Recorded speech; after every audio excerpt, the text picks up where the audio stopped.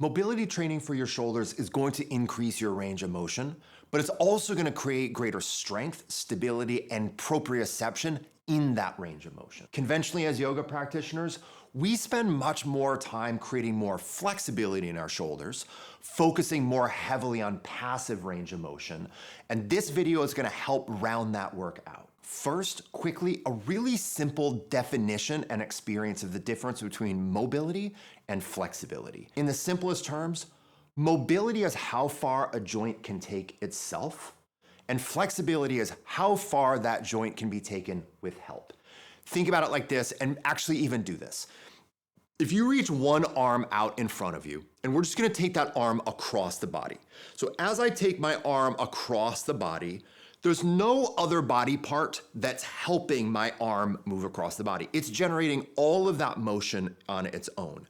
So what we are working with here is our active range or our mobility range of our shoulder in adduction. Now, if we take that other arm and we assist, we drag that arm a little bit more deeply into our body, we're gonna get now our flexibility, right? So in the first scenario, we're taking that arm across the body, it's only going as far as it can take itself. That's mobility or active range of motion. If I'm using another body part, or if I used a strap or a wall or any other thing to take that arm further, now it is having more assisted motion. Now we're talking about flexibility and passive range of motion. Both are essential. But as a yoga practitioner, I have to acknowledge that we are typically better at the flexibility side of the equation than the mobility side of the equation. And that's something as a community, we're gonna continue to refine, and I'm gonna do everything I can do to help. Of course, this isn't an exhaustive list, but these 4 mobility exercises are things that as a student and teacher, I'm incorporating all the time. And this is going to really help your students have much more functional control and range in their shoulders. First, 2 quick things. If you can like and subscribe to this channel, that helps the channel grow and helps other people find this content. Second, if you want to learn more and work with me more deeply online, I have all sorts of training content. You can check the links down below. Similarly, if you want to join me for an online module that goes deep into shoulders, neck, and upper back, I am launching one. It begins on November 12th. So there's still time to join. You can check the links below. I'd love to work with you soon. We're gonna begin by looking at 3 different versions of scapular push-ups. Understanding how and being able to move the scapula functionally is integral to shoulder health and skillful action in our yoga practice. These 3 versions essentially do the same thing, but they're in orders of magnitude. So we're gonna start with all 4s, then we're gonna move into plank, then we're gonna move into forearm plank. I am just going to cue you through the all 4s version. So we begin on all 4s with our knees under our hips and our hands under, or even slightly in front of our shoulders. The key, and we want to communicate this to our students, is we are not bending the elbows. This is not chaturanga. If you bend the elbows, it isn't going to work. So you press the floor away, you have nice, strong, straight arms, and then you passively sink the chest down until the shoulder blades move towards each other, and it feels like there's a gentle ravine or hollowing in the upper back. Then you press the floor away and you broaden the shoulder blades until it feels like the upper back is broad and flat. We are not moving all the way into cat pose. Cat pose is a nice thing to do, but it's gonna confuse the matter here. We wanna really focus on scapular movement, not also thoracic movement. So one more time, and you can do this with the legs straight, or you can do this on the forearms. We're keeping the elbows straight. We're just sinking the chest down until the shoulder blades passively move towards each other. The upper back has a little ravine or a little hollowing action to it. Then we do the opposite. We press the floor away, we broaden the shoulder blades, we create that nice feeling of width. If you study and train with me, you know that I am obsessed with including locust pose in pretty much every scenario. I know it's not fun. I don't like it either, but it is just so functionally valuable for our entire back body, especially as yoga practitioners who love to stretch that stuff. We have to keep it strong as well. So our next mobility exercise, prone swimmers or a variation of prone swimmers, sets up from locust pose beautifully. You are doing so many good things for the body when you are incorporating this into your practice or into your sequence. So to begin, we start with normal locust. We raise the legs slightly, we lift the torso, we create a slight double chin, we reach the arms down towards the outer hips, palms facing the ground, and we lift our hands off the ground. We stay here for a moment, drawing the shoulder blades towards each other and down. As we do this, we're raising the arms, so we're getting good shoulder extension and control. Then from here, I like to rotate the arms outwardly so the thumbs face up. That's the easiest way to communicate it to your students. Just rotate the arms so the thumbs face up and your palms face forward. Keeping the pinky side of the hand off the floor, we sweep the arms as far forward as they go, so now they're reaching along the ears. So we're getting this good mobility in shoulder flexion now. I like to keep a little bit of that external rotation of the arm, so I'm creating some rotation so my thumbs are facing upwards, or maybe even possible my palms are facing slightly upwards. Stay there for a moment, and then we're gonna internally rotate the arm. So we're gonna rotate the arm so that the arm rotates, so the thumb rotates towards the midline and then downward. And we're gonna stay here for a moment. Each point we're going along the way, we're holding that end range for a moment. Then we create the action of sweeping the arms back down along the side of the body. So they're in the original position, but the palms are facing up. So now they're in extension, but internally rotated. From here, we raise the back of the hands as high as they go, with you keeping those shoulder blades in and drawn down. Then finally, we bend the elbows and hover the back of our hand either just above our lower back or next to our hips. It's just gonna depend on you and your student's flexibility. Then from here, we can repeat the exercise or the repetition as we see fit, or we can just come all the way down, rest our head, take a breath or two in locust. So this is just a perfect place to where you would do your normal locust poses. Start to incorporate this work. If it's more of a shoulder focused practice, then you can be doing a lot of repetitions of these locust-based swimmers throughout the flow. I'm gonna demonstrate the final two shoulder mobility options just seated, and you can do them just seated, but these go perfectly on top of pretty much any standing pose. You can do this work in Utkatasana. You can do this work in crescent, in Anjaneyasana. You can do this work in Warrior One, okay? So these two active range strengtheners or mobility training drills are so easy to incorporate in pretty much any yoga practice, especially in any flow. Active range Gomukhasana is a mobility take on a classic shoulder flexibility pose, Gomukhasana. Personally, I like to do this more as continuous motion, and I don't really micromanage or try to communicate all of the rotational nuances of the arms when you're taking the arms up and down and back. I just honestly want students to move their shoulders a little bit more freely. Second, when we're doing this pose, it's really key that two things are different than the conventional pose. Number one, you are not clasping the fingers behind you, even if you can, or a belt, so you're not connecting the hands. And number two, you're not actually connecting the hands to the back body. You can do that more on the stretching side of the equation. We are going to do that in the companion episode.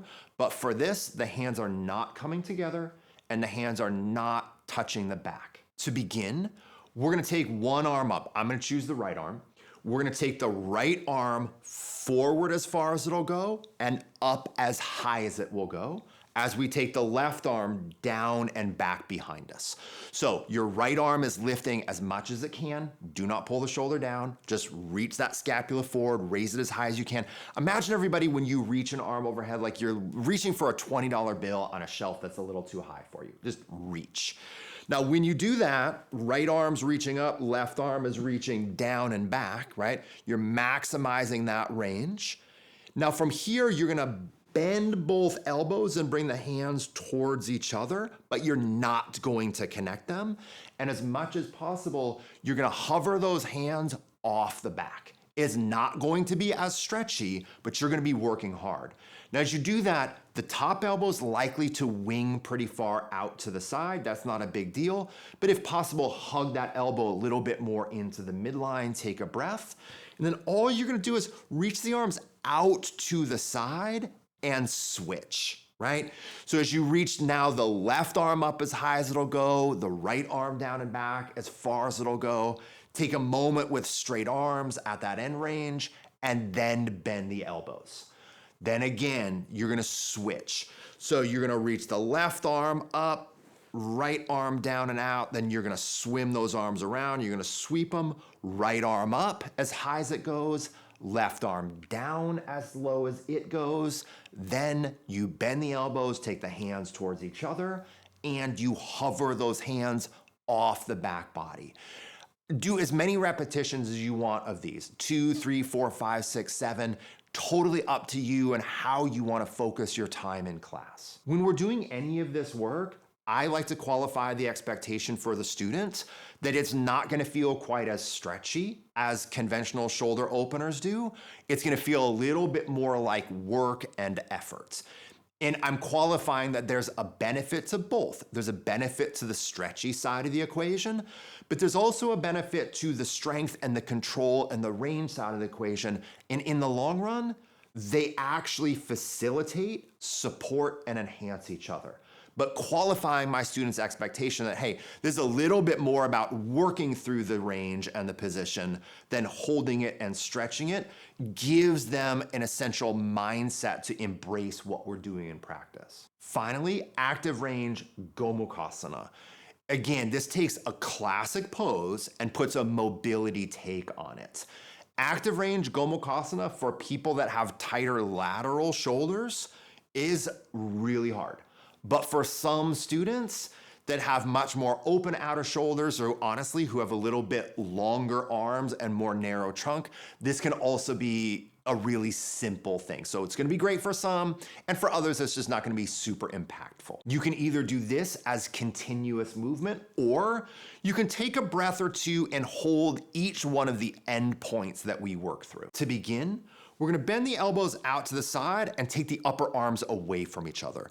We focus on engaging the muscles on the inner borders of the shoulder blades. We're squeezing the shoulder blades in and drawing them down. We pause here, we take a breath.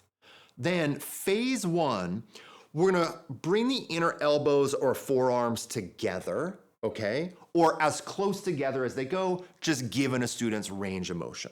Now, as we bring those forearms together, we're gonna gently squeeze them together and we're gonna lift slightly up.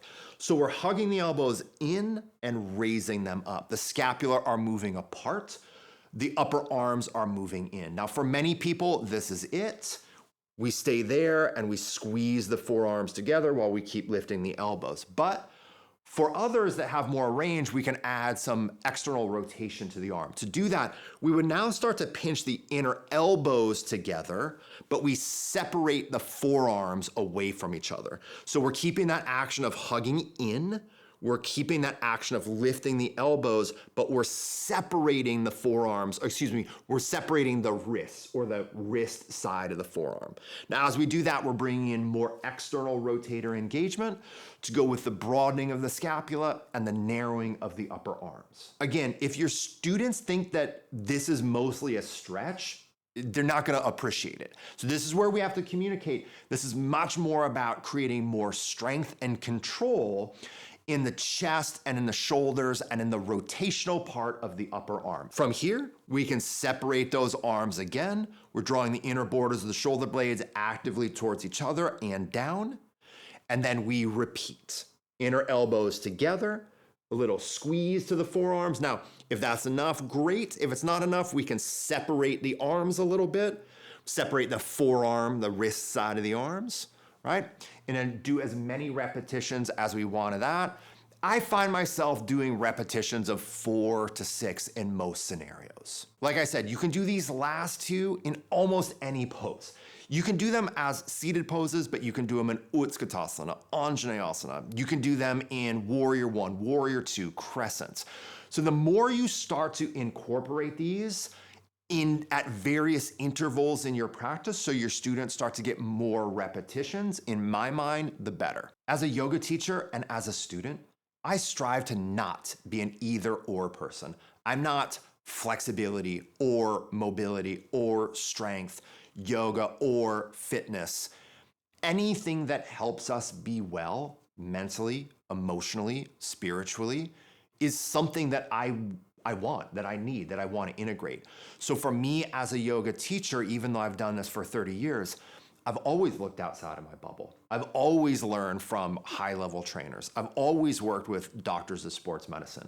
I'm always looking to, in my own personal life, in my classes, and especially in my trainings, integrate the most impactful work that is known. And as a yoga teacher, I know that I'm really good at stretching people's body. It's what I've been trained in forever. But what has been the learning curve, especially over the last decade, is to incorporate more strength, more mobility, more things that aren't as endemic to our historical community as yoga teachers. As always, I hope you resonate with this. Whatever works for you, take it, share it with your students, continue to work with it yourself. Whatever doesn't, let it go, innovate from there.